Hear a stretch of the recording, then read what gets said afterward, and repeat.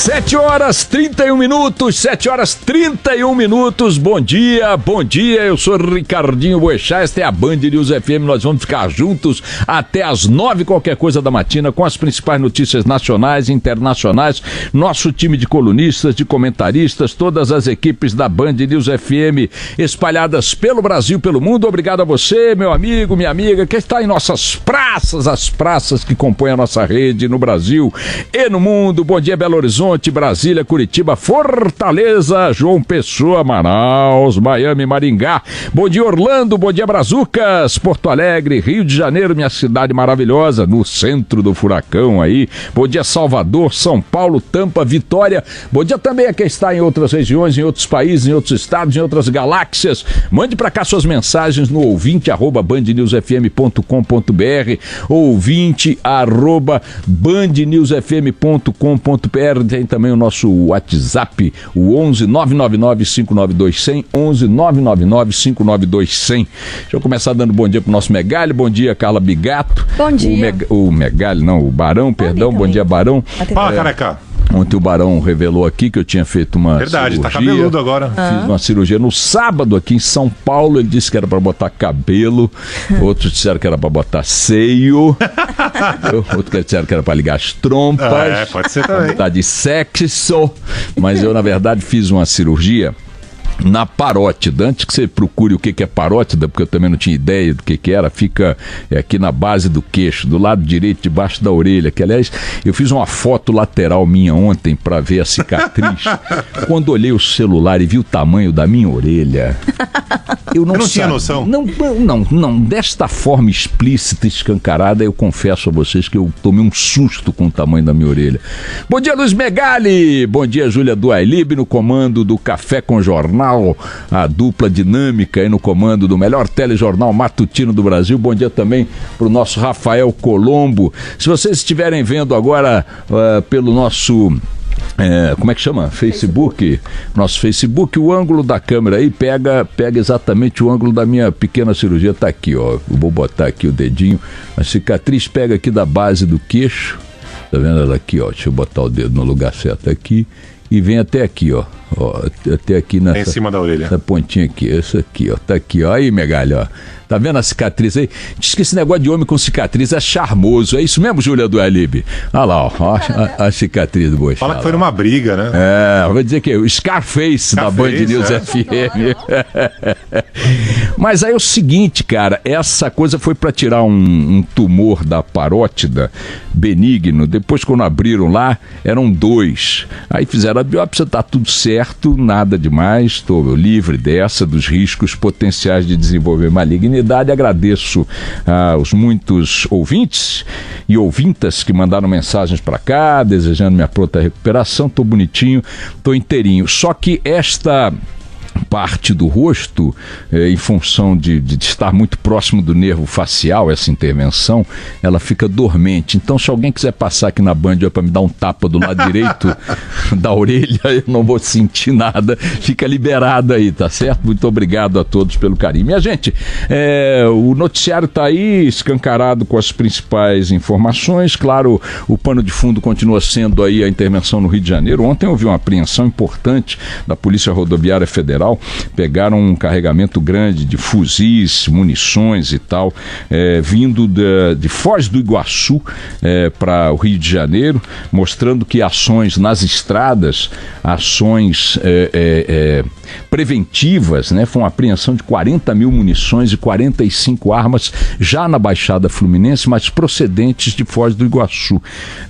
Destinavam-se lá a um vagabundo qualquer, a um bando qualquer. Uma das armas, inclusive, era dourada, uma pistola com assinatura toda personalizada e tal, mostrando o seguinte: se as ações se desenvolverem preventivamente, não precisarão se desenvolver dentro das comunidades. Não se desenvolvendo dentro das comunidades, ou pelo menos não dando prioridade a ações dentro das comunidades, reduz-se consideravelmente o número de tiros disparados em confrontos com a vagabundagem, tendo a população no meio do tiroteio. Então, o dano, o custo humano né, dessa política de confronto direto tem sido medido pelo empilhamento histórico de cadáveres nas comunidades pobres, onde o cidadão mora porque não tem opção, onde muitos moram há gerações, são famílias de trabalhadores que não têm nenhuma culpa da situação em que estão envolvidos, em que estão metidos, e é muito importante que essas ações de segurança no Rio de Janeiro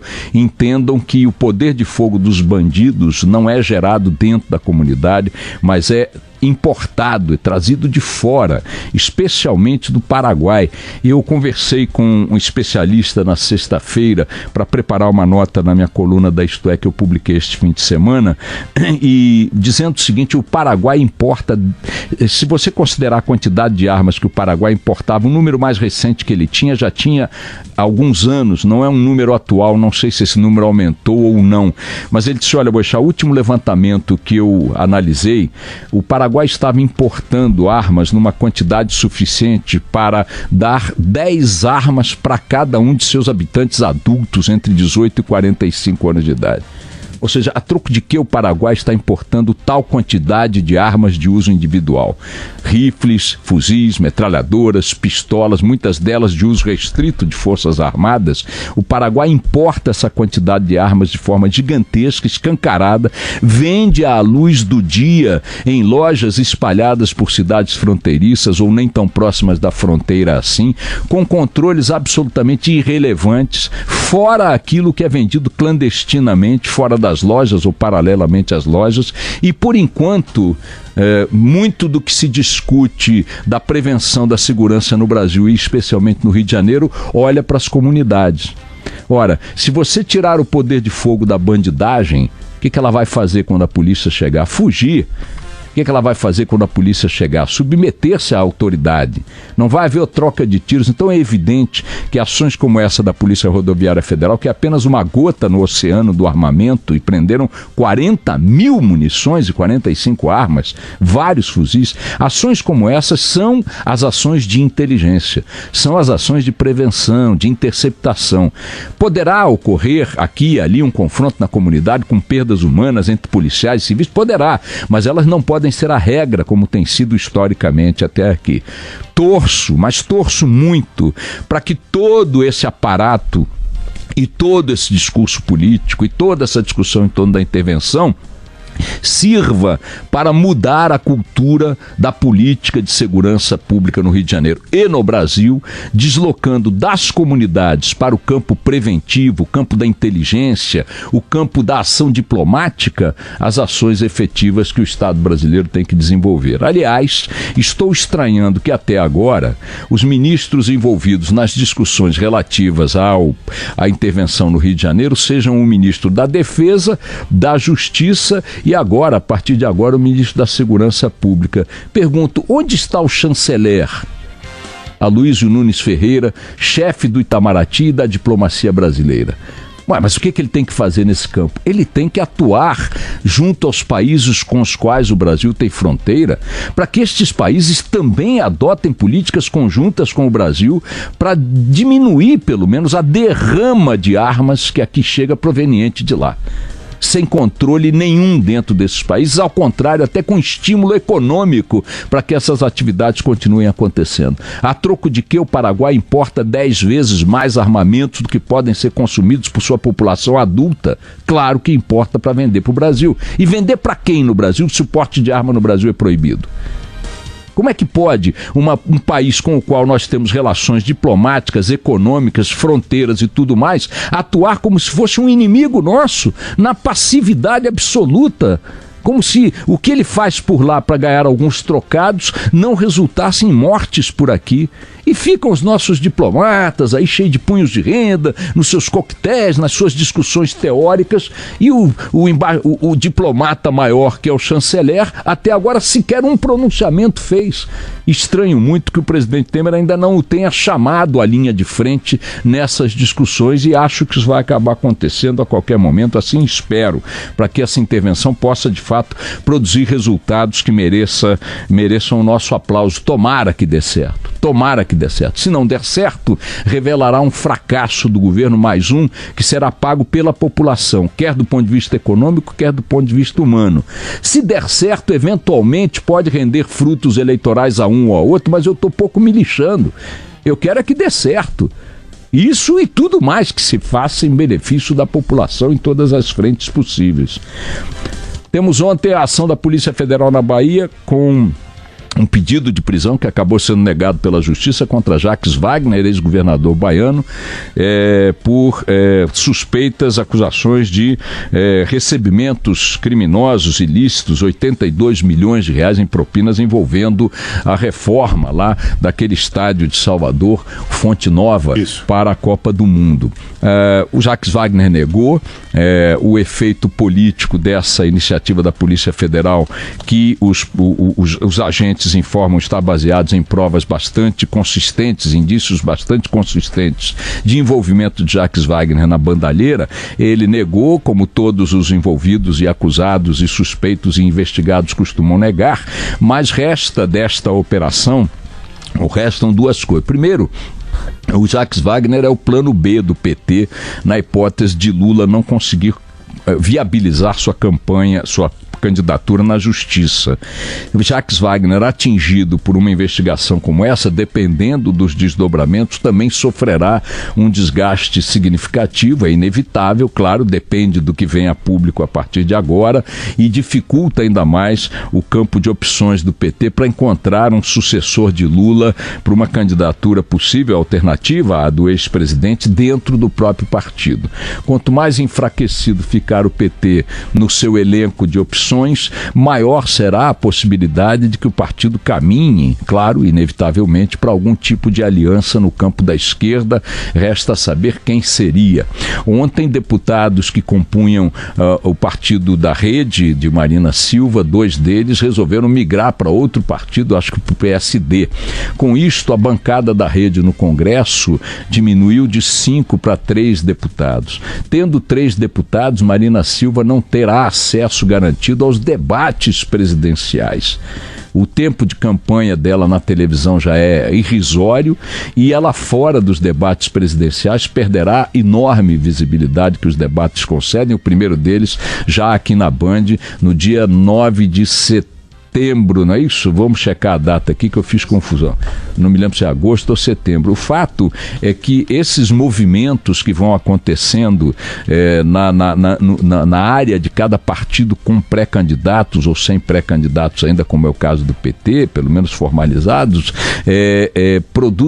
agravam um quadro que dia vai ser 9 de agosto, o primeiro debate aqui dos candidatos na Band, como é tradicional, no dia 9 de agosto, segundo turno no dia 12 ou 11 de outubro. Bom, a Marina Silva fora dos debates, além de ser uma perda, no meu ponto de vista, para o debate em si, ela é uma candidata com um conteúdo importante, disputou eleições, tem uma história importante na política brasileira, além de ser uma perda, um empobrecimento da discussão e do debate político, como seria também empobrecimento do debate político a ausência de um candidato do PT, seja ele qual for. O fato é que esses movimentos vão agravando um quadro que vai ter solução em algum momento, claro, mas que surpreende porque há 8 meses da eleição, o quadro não da sucessão, porque esse só vai ser definido na urna, mas o quadro das próprias candidaturas é de uma indefinição atroz, né? A candidatura de Geraldo Alckmin pelo PSDB vai se consolidando muito, muito lentamente dentro da própria legenda, né? Depois da resistência de Fernando Henrique Cardoso, depois das insinuações do João Dória de que queria ser candidato, do Arthur Vigílio em Manaus, que também queria uma prévia, não sei o quê. O Alckmin está com a candidatura ainda muito enfraquecida dentro do próprio PSDB, embora ali dentro ela seja mais forte do que fora. Fora do PSDB, a candidatura dele não decola nas pesquisas. Lula está na situação em que está. A alternativa do PT foi atingida ontem pela Polícia Federal. Marina fora dos debates. Muitos outros candidatos aí, ou pré-candidatos, não aparecem parecem garantidos na disputa, como Henrique Meirelles. O Temer, afinal, será ou não será candidato? Vai ou não vai? Depende de intervenção, depende de economia e tal. O fato é que, tirando o Bolsonaro, que está consolidado até agora nas pesquisas em segundo lugar, tirando Ciro Gomes, que está consolidado dentro do PDT como pré-candidato e tal, o horizonte das candidaturas é um horizonte de terra arrasada, por enquanto, repito, há 8 meses da eleição. A Marina Silva disse aqui no Canal Livre outro dia, olha, o eleitor está observando, o eleitor está atento, o eleitor está estudando o cenário. Mas que cenário? Um cenário confuso. É curiosíssimo que uma democracia como a nossa, com mais de 100 milhões de eleitores, algo do gênero, não saiba, há 8 meses da eleição, horizontes mínimos do que vai se configurar na cédula eleitoral, na urna eleitoral, na urna eletrônica. O curioso também, adicionalmente no caso de Jacques Wagner, é aquela história, ele nega, mas sobra sempre dessas negativas um fato que a opinião pública quer ver apurado. Dos 12 estádios construídos ou reformados para a Copa do Mundo, 10 são objeto de investigações e já de processos por superfaturamento, esquema de empreiteira, pagamento de propinas e tudo mais. Tudo bem que todos os envolvidos em todos esses casos, repito, 10 dos 12 estádios estouraram seu orçamento de forma assombrosa. Todos negam, mas a opinião pública vai sempre ficar perguntando, ok, todos são inocentes, onde é que eu enfio a grana que desviaram? Para onde foi? Como é possível? É o mesmo que se aplica agora a este assunto que também, só para concluir, está na ordem do dia. A Procuradora-Geral da República, Raquel Dodge, encaminhou ao Supremo ontem o parecer da Procuradoria-Geral da República pedindo a anulação da delação da JBS, Joesley Batista, o Hélio Batista, aquela coisa toda. Discute-se agora se, havendo a anulação da delação premiada, as provas por ela trazida também terão que ser anuladas. Os juristas defendem que uma prova corrompida na origem, ou seja, obtida de forma ilícita, não pode, do ponto de vista legal, ser usada no processo. Ok? Isto é o que determina a letra fria da lei. A pergunta que eu me faço, e acho que muitos brasileiros se fazem, repete esta dos estádios. Todos são inocentes, mas 10 dos 12 estádios registraram concretamente maracutaias brutais que lesaram os cofres públicos em muitos milhões de reais. No caso da delação do Joesley, todas as provas são inúteis, ok, admitamos este princípio, mas eu pergunto, como sempre, onde eu enfio a mala do Rodrigo Rocha Loures? Onde eu enfio o dinheiro que estava dentro da mala do Rodrigo Rocha Loures? Onde eu enfio as delações provando, mostrando, sustentando milhões e milhões e milhões de reais pagos a centenas e centenas de políticos e governantes? Ok, anulemos todas as provas e consideremos que Jacques Wagner e todo mundo são inocentes. Só temos santos, não temos provas e não temos nada. Mas onde colocamos os fatos concretos que esse carnaval vem produzindo e mostrando à população? A população quer o respeito às leis, quer o respeito à Constituição, quer o respeito a tudo, mas ela quer que as coisas sejam apuradas. Como é que apuramos se tratamos delas desta maneira? Vamos lá.